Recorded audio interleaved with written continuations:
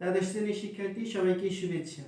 আজকে আমরা দেখব সাধারণ পদ্ধতিতে জৈব যৌগের নামকরণের বাকি অংশ। আজকে আমাদের অ্যালকিন থেকে শুরু হবে। তাহলে অ্যালকিন বলতে আমরা কি বুঝি? যে সকল মুক্ত শিকল হাইড্রোকার্বনে কমপক্ষে একটি কার্বন কার্বন দ্বিবন্ধন বিদ্যমান তাদেরকে অ্যালকিন বলা হয়। অ্যালকিনের সাধারণ সংকেত হলো CnH2n, অর্থাৎ যতটা কার্বন থাকবে তার দ্বিগুণ পরিমাণ হাইড্রোজেন পরমাণু থাকবে। আর এখানে n এর মান 2 থেকে শুরু হবে, 2 3 4 ইত্যাদি হয়ে থাকে।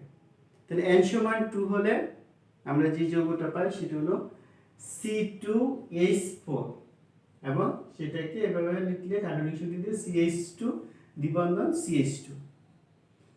তাহলে অ্যালকেনের 2 কার্বন বিশিষ্ট যে যৌগটা ছিল সেটা হলো ইথেন, অর্থাৎ ইথের সাথে n যোগ করে ইথেন নামকরণ করা হয়। তাহলে অ্যালকিনের ক্ষেত্রে আমরা 2 কার্বন বিশিষ্ট অ্যালকিনের ক্ষেত্রে ইথের সাথে ইলেন শব্দ যোগ করে অ্যালকিনের নামকরণ করব। তাহলে এখানে 2টা কার্বন আছে, তাহলে 2 কার্বন ইথের সাথে ইলিন যোগ করে নাম হবে ইথিলিন। এরকম ভাবে 3 কার্বন বিশিষ্ট হলে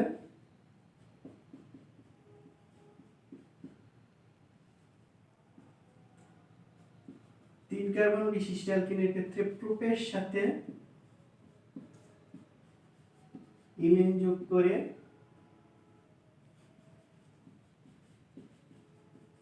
প্রোপিলিন। আবার 4 কার্বন বিশিষ্ট হলে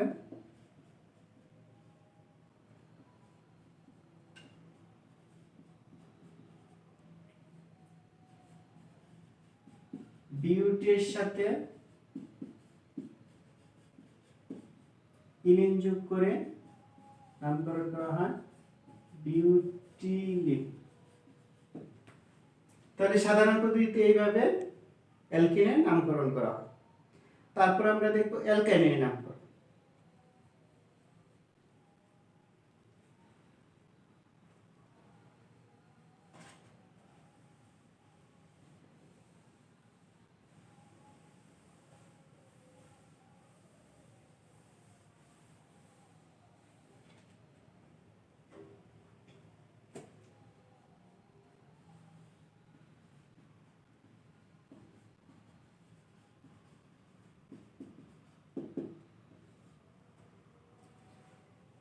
অ্যালকাইন বলতে আমরা কি বুঝি?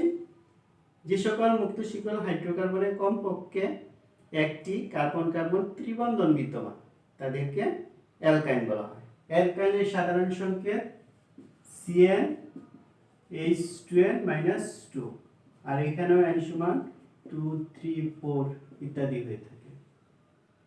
তাহলে এখানেও 2 কার্বন থেকে শুরু হয়, তাহলে n সমান 2 বসালে CH ত্রিবন্ধন CH এই যৌগটা পাওয়া যায়। তাহলে এই যৌগটাকে সাধারণ পদ্ধতিতে বলা হয় অ্যাসিটিলিন। অ্যাসিটিলিন। আর 3 কার্বন বিশিষ্ট হলে CH3C ত্রিবন্ধন CH। তাহলে এই অংশটা ছিল 2 কার্বন বিশিষ্ট অংশ হচ্ছে অ্যাসিটিলিন, আর তার সাথে যে অ্যালকাইল আছে সেটা হলো মিথাইল। তাহলে এই যৌগের নামটা হবে মিথাইল অ্যাসিটিলিন।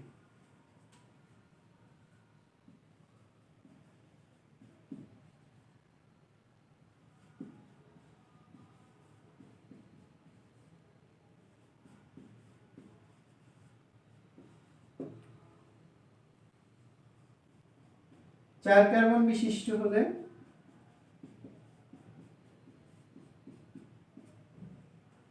তাহলে এই অ্যাসিটিলিন অংশের সাথে ইথাইল মূলক আছে, তাই এটার নাম হবে ইথাইল অ্যাসিটিলিন।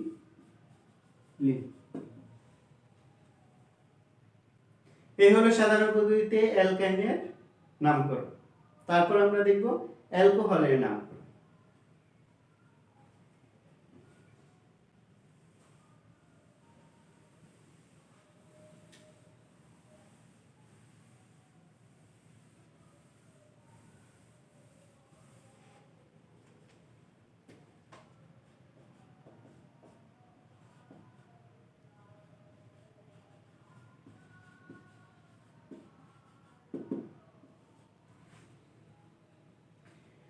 অ্যালকোহল বলতে আমরা কি বুঝি? এলিফ্যাটিক হাইড্রোকার্বন থেকে এক বা একাধিক হাইড্রোজেন পরমাণু সমসংখ্যক হাইড্রোক্সিল মূলক দ্বারা প্রতিস্থাপিত হলে যে সকল যৌগ পাওয়া যায় তাদেরকে অ্যালকোহল বলা হয়। অ্যালকোহলের সাধারণ সংকেত CnH2n+1 OH বা ROH এভাবে আমরা প্রকাশ করতে পারি। তাহলে এখানে n এর মান হবে 1 থেকে শুরু 1 2 3 ইত্যাদি হয়ে থাকে। তাহলে n সমান 1 হলে CH3OH। তাহলে অ্যালকোহলের কার্যকরী মূলক হচ্ছে হাইড্রোক্সিল মূলক। এই হাইড্রোক্সিল মূলকের সাথে যে অ্যালকাইল মূলকগুলো যুক্ত থাকবে সেই অ্যালকাইল মূলকের নাম লিখে সবশেষে অ্যালকোহল কথাটা যোগ করলে এর সাধারণ পদ্ধতিতে নামকরণ হয়। যেমন OH এর সাথে মিথাইল মূলক আছে, তাই এই যৌগের নামটা হবে মিথাইল অ্যালকোহল।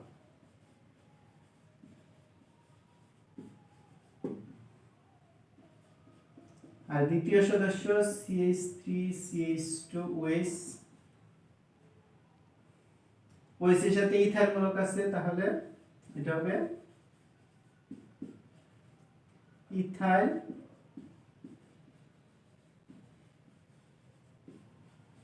অ্যালকোহল।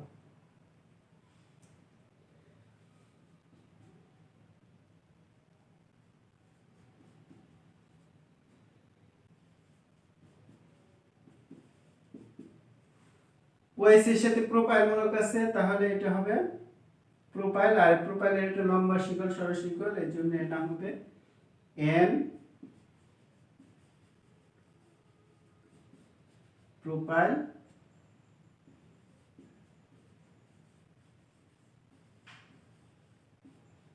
অ্যালকোহল।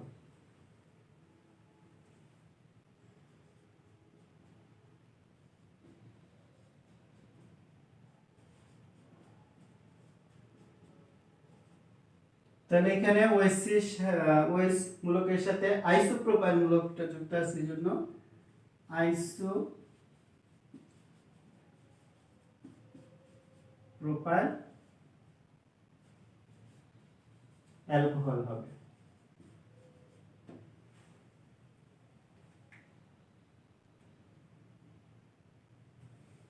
তারপর আমরা আরো কিছু উদাহরণ দেখবো অ্যালকোহলের।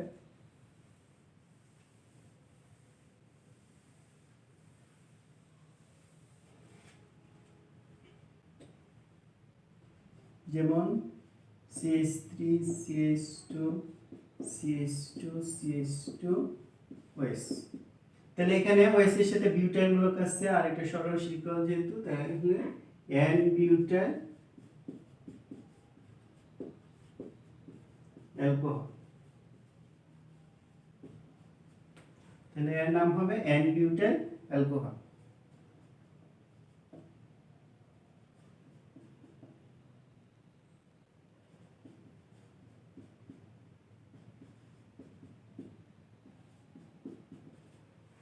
যদি 2 নাম্বার কার্বন থেকে এরকম OH মূলকটা থাকে, তাহলে সেটাকে বলা হয় সেক বিউটাইল। তাহলে সেক বিউটাইল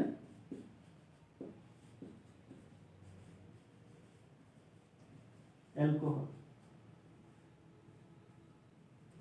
আর যদি প্রান্তে একটা শাখা থাকে,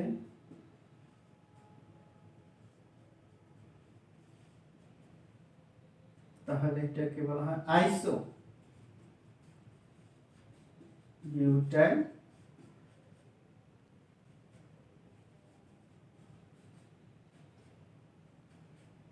অ্যালকোহল। আর যদি দুইটা শাখা থাকে,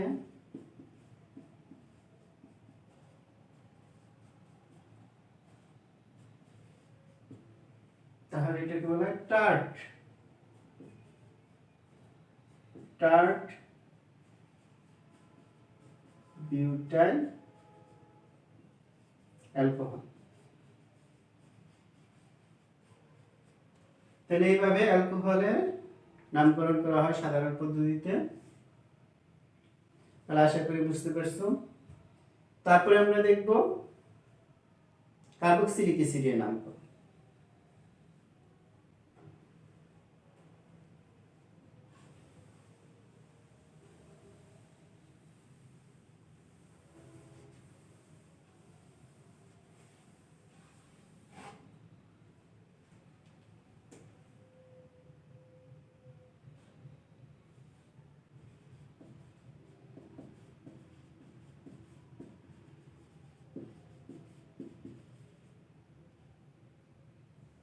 তাহলে কার্বক্সিলিক অ্যাসিড হলো যে সকল জৈব যৌগে কার্বক্সিলমূলক উপস্থিত থাকে তাদেরকে কার্বক্সিলিক অ্যাসিড বলা হয়।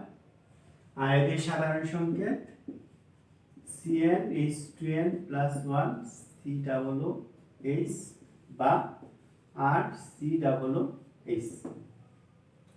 এখানে n এর মান হয় 0 থেকে শুরু হয়, 0 1 2 3 ইত্যাদি হয়ে থাকে।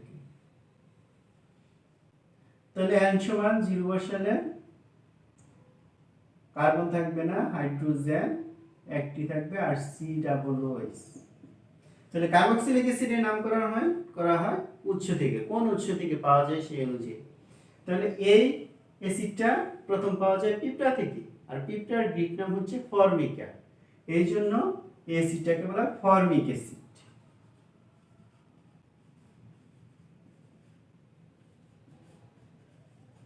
আর এর দ্বিতীয় সদস্য অর্থাৎ n সমান 1 হলে CH3COOH। তাহলে এই যৌগটা পাওয়া যায় প্রথম ভিনেগার থেকে, আর ভিনেগারের গ্রিক নাম হলো অ্যাসিটা। এই জন্য এটাকে অ্যাসিটিক অ্যাসিড বলা হয়, অ্যাসিটিক অ্যাসিড। তাহলে এইভাবে কার্বক্সিলিক অ্যাসিডের নামকরণ করা হয়। তারপর আমরা দেখব অ্যালডিহাইডের নামকরণ।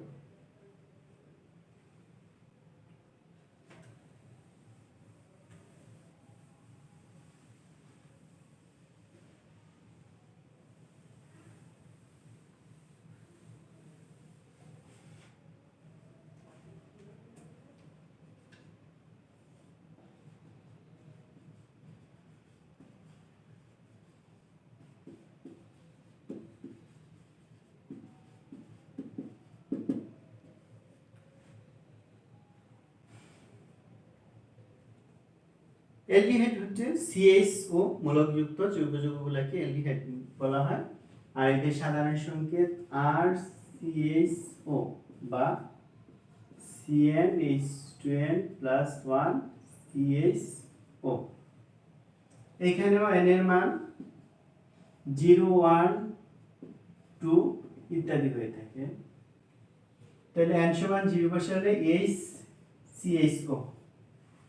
তাহলে অ্যালডিহাইডের নামকরণের ক্ষেত্রে অ্যালডিহাইডকে জারিত করলে যে অ্যাসিড পাওয়া যায় সেই অ্যাসিডের নাম অনুসারে হয়ে থাকে। তাহলে এই অ্যাসিডটা অ্যালডিহাইডকে জারিত করলে পাওয়া যায় ফর্মিক অ্যাসিড। তাই ফর্মিক অ্যাসিডের নাম অনুসারে এটাকে বলা হয় ফর্মালডিহাইড।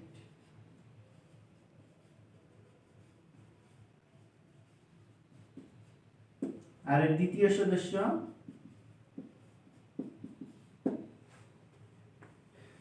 এই অ্যালডিহাইডকে জারিত করলে পাওয়া যায় অ্যাসিটিক অ্যাসিড। এই জন্য তার নাম অনুসারে এটাকে বলা হয় অ্যাসিটালডিহাইড।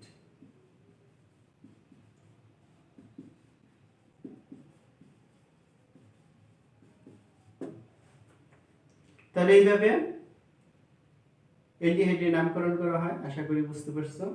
তারপর আমরা দেখব কিটোনের নামকরণ।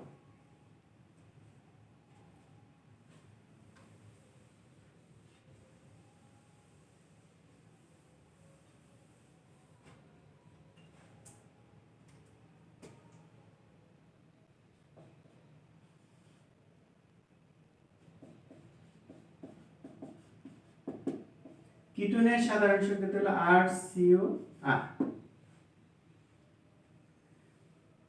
আর এখানে n এর মানটা শুরু হয় 3 থেকে 2 থেকে 2 3 4 ইত্যাদি হয়ে থাকে।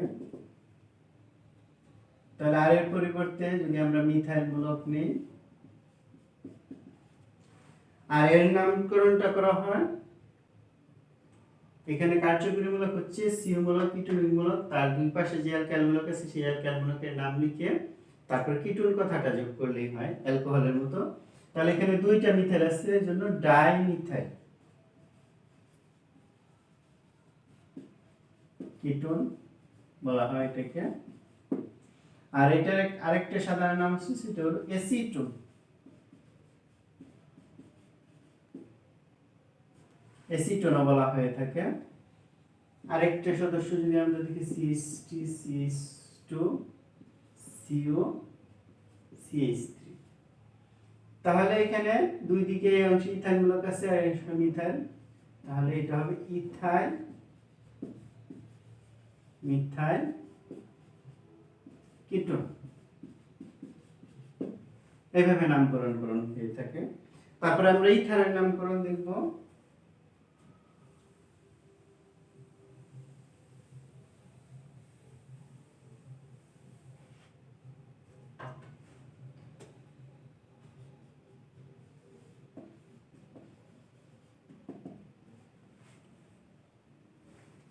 ইথানের সাধারণ সংকেত হলো ROR। তাহলে অনেকটা কিটোনের মতো, এই জন্য তার নামকরণটা কিটোনের মতো হয়ে থাকে। আর এর পরিবর্তে যদি আমরা মিথাইল মূলক নেই, তাহলে দুই দিকে মিথাইল আছে, তাহলে ডাই মিথাইল ইথার। আবার আরেকটা সদস্য নেই CH3 CH2O CH3, তাহলে মিথাইল ইথাইল দুইটা আছে, তাহলে ইথাইল মিথাইল ইথার। এইভাবে সাধারণ পদ্ধতিতে জৈব যৌগের নামকরণ করা হয়। তাহলে সাধারণ পদ্ধতিতে খুবই কম সংখ্যক যৌগের নামকরণ হয়। তাহলে আপাতত এই পর্যন্ত জানলেই চলবে।